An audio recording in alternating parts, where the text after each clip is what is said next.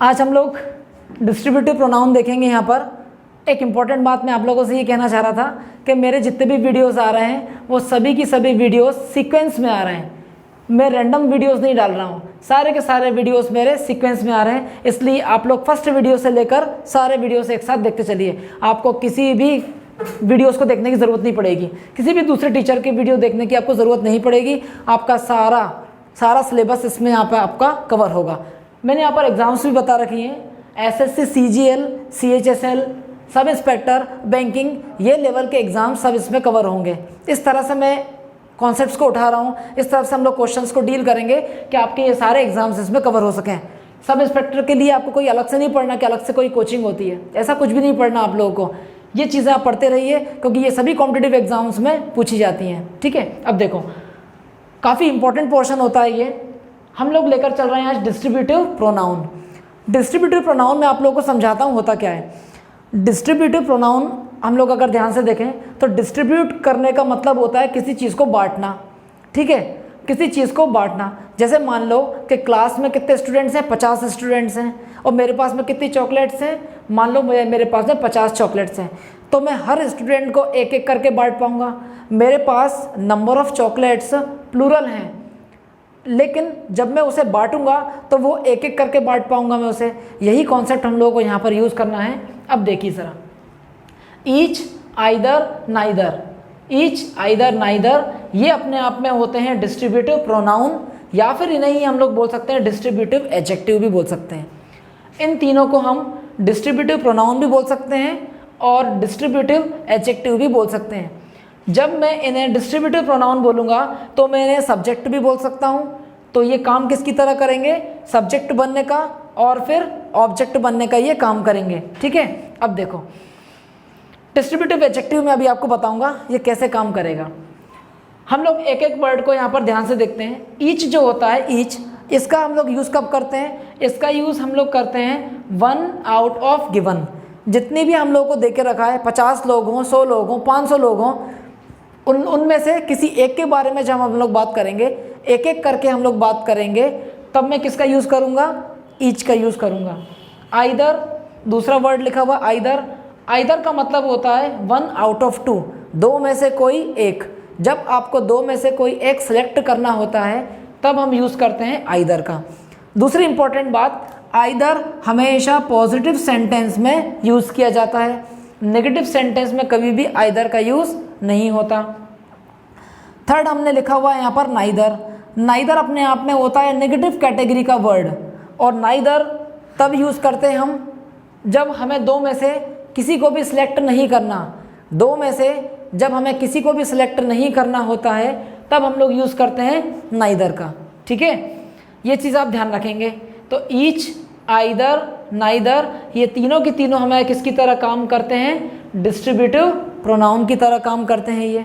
ठीक है, अब देखो मैं कुछ क्वेश्चंस आपको बताता हूँ। एग्जाम में जो क्वेश्चंस होते हैं वो किस तरह से पूछे जाते हैं, उनको हम लोग देख लेते हैं ज़रा।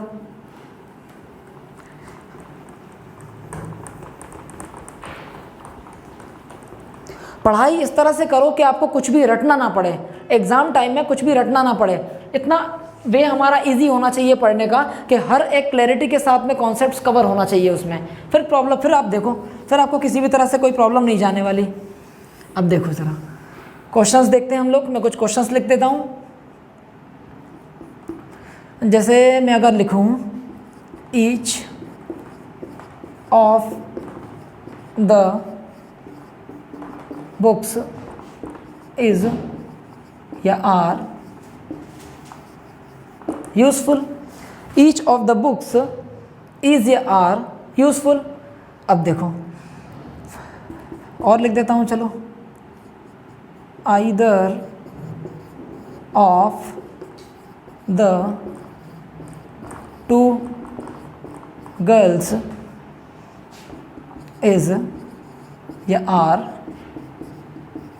एक्टिव। इन क्वेश्चंस को करने के पहले ये ऊपर वाली बात जो मैंने लिखी हुई है इसे आप ध्यान से देखो। रटना नहीं है कोई भी स्ट्रक्चर कुछ नहीं होता इंग्लिश में, ना रटना रहता है। ध्यान से देखो, हम लोगों ने लिख रखा है ईच, आइदर, नाइदर, ये अपने आप में क्या होते हैं, डिस्ट्रीब्यूटिव प्रोनाउन होते हैं या फिर डिस्ट्रीब्यूटिव एडजेक्टिव होते हैं। ठीक, अब ध्यान से देखो, ऑफ इंग्लिश में हम लोग जानते हैं क्या होता है, ये होता है प्रेपोजिशन। ठीक है, प्रेपोजिशन के बाद में आने वाला जो भी होता है प्रेपोजिशन का क्या होता है, ऑब्जेक्ट होता है। ऑब्जेक्ट बनता कौन है, या तो नाउन बनता है या फिर प्रोनाउन बनता है।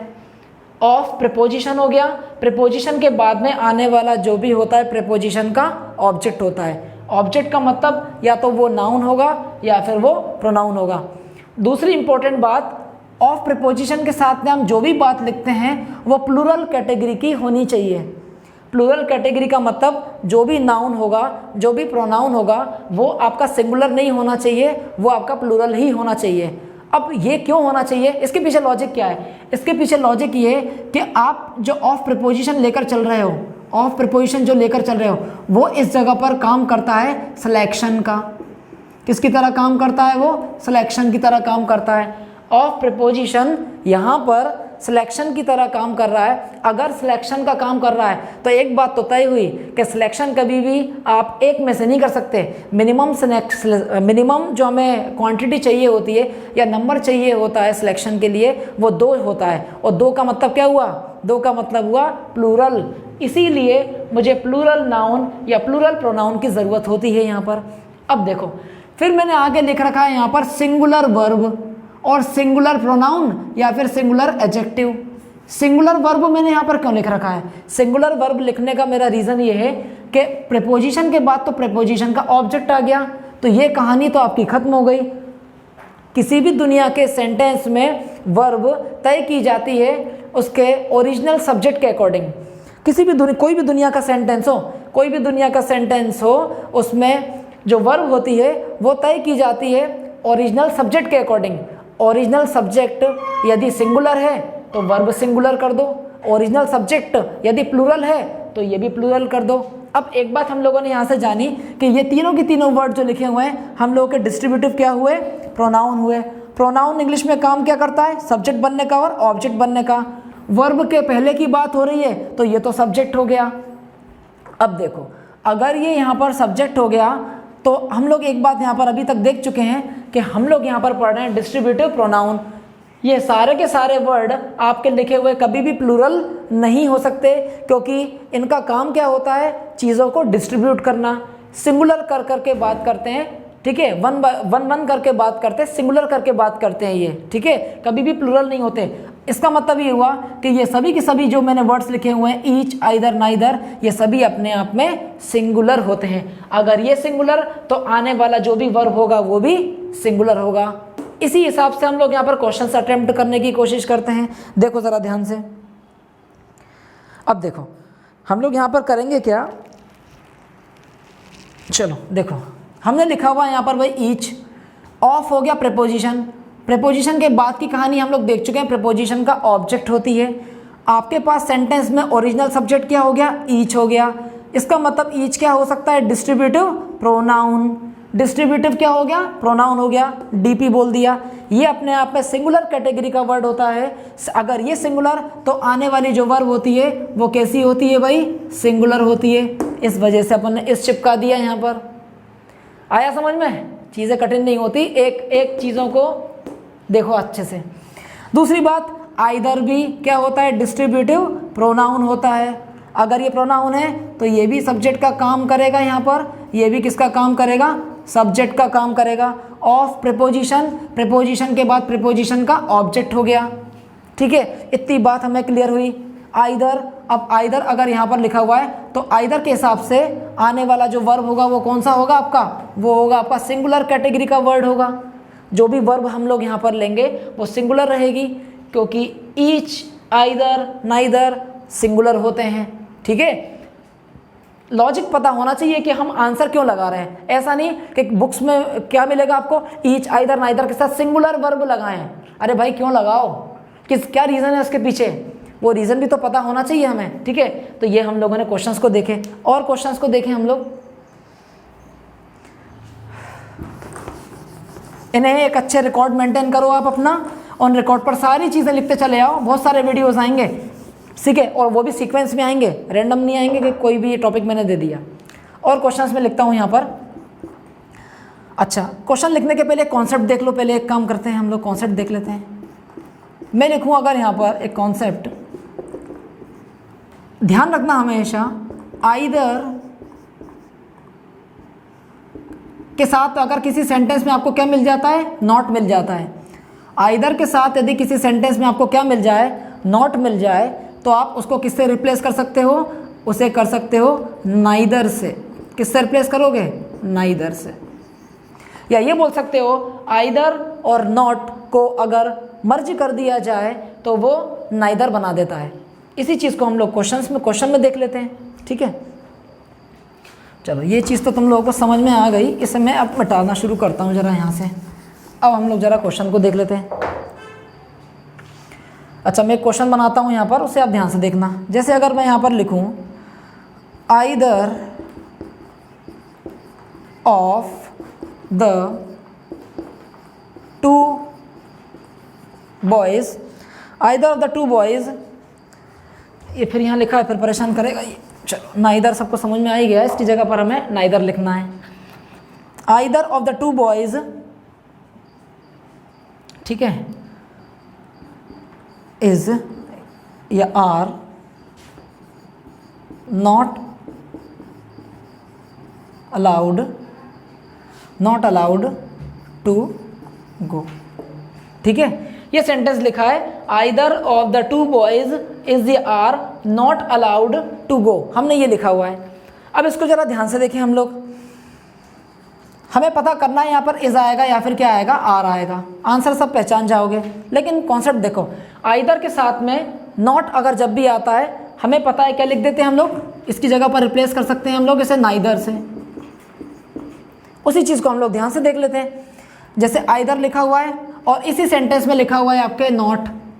अब ऐसा होता क्यों है कि आइदर के साथ में नॉट आप यूज़ नहीं कर सकते। आइदर अपने आप में पॉजिटिव कैटेगरी का वर्ड होता है। सबसे इंपॉर्टेंट बात तो ये है यहाँ पर कि अगर वो पॉजिटिव कैटेगरी का वर्ड होता है तो आप किसी नेगेटिव सेंटेंस में कैसे यूज़ कर सकते हो। इसीलिए पॉजिटिव नेगेटिव, भाई यहाँ पर क्या होगा, पॉजिटिव और नेगेटिव अपने आप में गड़बड़ हो जाएगा। तो आइदर और नॉट जब भी मिले तो आप नाइदर लगाओ। इसका मतलब ये हुआ कि आइदर के साथ में पहले मुझे क्या मिला हुआ है, नॉट मिला हुआ है। तो हम यहाँ पर क्या करेंगे, इन दोनों को यहाँ से मर्ज करके इन दोनों की जगह पर क्या यूज़ कर सकते हैं, इनकी जगह यूज़ कर सकते हैं हम लोग नाइदर। अगर नाइदर यूज़ करना है तो भाई हटाओ इसको यहाँ से, इसकी जगह पर क्या लिख दोगे, नाइदर लिख दो। नाइदर लिख दिया तो फिर नॉट लगाने की ज़रूरत नहीं है, क्योंकि नाइदर खुद ही अपने आप में क्या होता है, नेगेटिव कैटेगरी का वर्ड होता है। नाइदर अपने आप में खुद ही नेगेटिव कैटेगरी का वर्ड होता है, तो नॉट दोबारा क्यों लिखूं मैं, लिखने की ज़रूरत ही नहीं है मुझे। इस वजह से आपका अब आपका आंसर बिल्कुल सही आएगा। तो नाइदर अपने आप में क्या होता है, डिस्ट्रीब्यूटिव प्रोनाउन। नाइदर होता है आपका डिस्ट्रीब्यूटिव प्रोनाउन। अगर ये डिस्ट्रीब्यूटिव प्रोनाउन है, ठीक है, तो ये किस तरह से काम करता है, एक एक करके बात करता, सिंगुलर करके बात करता है। अगर सिंगुलर करके बात कर रहा है तो आप सिंगुलर वाली वर्ब को तय कर दो, प्लूरल को लिखने की ज़रूरत ही नहीं है हमें यहाँ पर। ठीक है, और चलो और देख लेते हैं क्वेश्चंस को थोड़े से हम लोग। नोट करते चलो, कोई भी चीज़ कठिन नहीं है। हर एक चीज़ को एक्सरे करके चलेंगे अपन लोग यहाँ पर, हर एक चीज़ को हम लोग ध्यान से देखेंगे यहाँ पर, कोई भी चीज़ रटने की ज़रूरत नहीं है। चलो, जैसे अगर मैं यहाँ पर कोई क्वेश्चन लिखूँ और लिख देते हैं हम लोग यहाँ पर, चलो questions. Either of the two girls has या फिर have seen her, या फिर अगर मैं लिखूँ यहाँ पे their teachers। एक क्वेश्चन मैंने ये लिख दिया। अब ध्यान से देखो, either of the two girls, two लिखा हुआ है, ठीक है, दो के लिए यूज़ करते हो either का अपन। भाई दो में से जब कोई मुझे एक सिलेक्शन करना होता है, दो में से एक सिलेक्शन करना हो तो किसका यूज़ करते हैं, आइदर का यूज़ करते हैं। अब देखो वही वाली कहानी घिसी पिटी, अभी तक वही चीज़ें पढ़ते हुए आ रहे हैं। प्रीपोजिशन, प्रीपोजिशन का ऑब्जेक्ट हो गया ये पूरा। वर्ब किसके अकॉर्डिंग तय होगी, वर्ब जो तय करते हैं हम लोग ओरिजिनल सब्जेक्ट के अकॉर्डिंग करते हैं। आइदर डिस्ट्रीब्यूटिव प्रोनाउन हुआ, प्रोनाउन कौन सा प्रोनाउन है, जो एक एक करके बात करता है, सिंगुलर करके बात करता है, तो ये चीज़ों को बना देता है सिंगुलर। तो हम इस हिसाब से किसको टिक करेंगे, हैज़ को टिक कर दो। Has seen. अब दिक्कत है हर लगाएं कि देयर लगाएं, हर लगाएं या फिर देयर लगाएं। तो मैंने आपको लिख रखा है कि ओरिजिनल सब्जेक्ट के अकॉर्डिंग सारी चीज़ें तय की जाती हैं। ओरिजिनल सब्जेक्ट तो आपके हमेशा सिंगुलर रहेंगे, अगर सिंगुलर रहेंगे तो आने वाला वर्ब भी सिंगुलर और आने वाला प्रोनाउन या फिर एडजेक्टिव भी क्या होगा, सिंगुलर होगा। इस हिसाब से हमें यहाँ पे क्या तय करना पड़ेगा, हमें यहाँ पर तय करना पड़ेगा हर, ना कि देयर। चीज़ें बहुत आसान है भाई, फिर मैं वही बता रहा हूँ कि 10 तरह के वीडियोस देखने की वजह आप इन चीज़ों को फॉलो करते जाएं, एक एक चीज़ें बिल्कुल एक्सरे करके क्लियर हो जाएंगी, कुछ भी रटने की ज़रूरत नहीं है। ठीक है, ज़्यादा से ज़्यादा इन वीडियोस को आप लोग शेयर करें अपने दोस्तों में, ताकि उनको पता चले भाई कि कॉम्पिटिटिव एग्जाम का लेवल क्या होता है, कहाँ से हम लोग को चीज़ों को देखना होता है। नेक्स्ट वीडियो में मैं आप लोग को इसी के बाद से मैं कंटिन्यू करूँगा। आज के लिए फ़िलहाल इतना ही। थैंक यू भाई।